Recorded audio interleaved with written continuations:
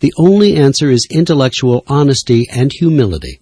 Your authority derives not from omniscience, but from your ability to facilitate understanding and solutions.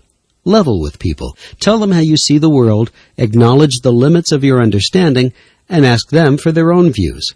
Doing this may take courage, but together you can piece together better probabilities than any one person can.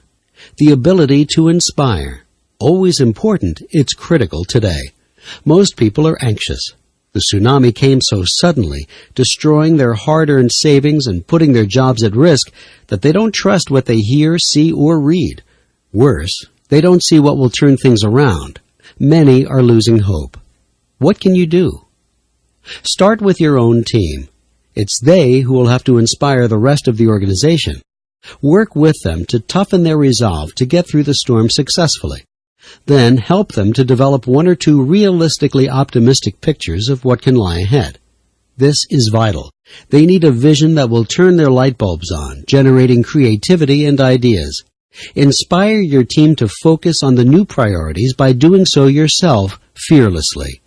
Inspiration will also come from making decisions that produce incremental successes.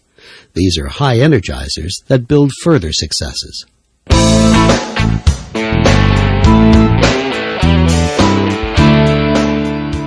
Real-time connection with reality.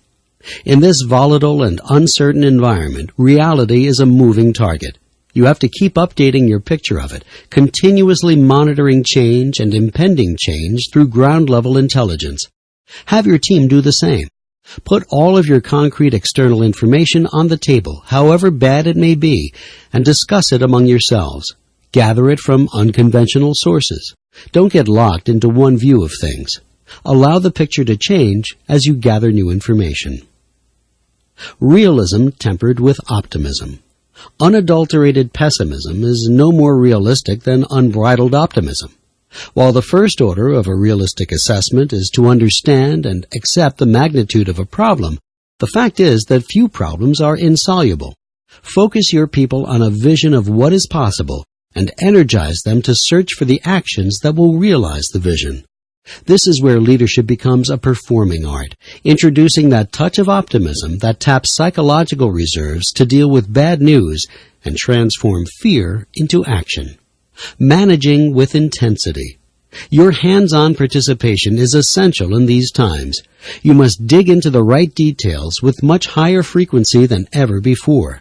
Only through deep personal involvement can you acquire ground-level intelligence, share and discuss it with your team, and act with the speed that is required in a volatile environment. Importantly, your people need you to be present with them in the foxhole. Your grasp of reality is useless if you can't bring the rest of your organization to understand it and act on it, and you cannot do this with memos and proclamations alone.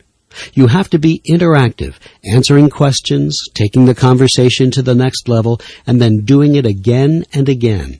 Your people will be inspired not by stirring words, as much as by seeing firsthand that you have put reality on the table and have a plan for addressing it decisively as a team. And finally, boldness in building for the future. Facing the necessity of conserving cash and surviving in the short run, you may feel pressured to shortchange the future. Resist this pressure.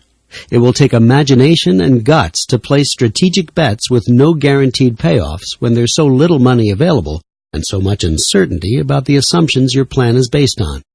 Yet such bets are critical.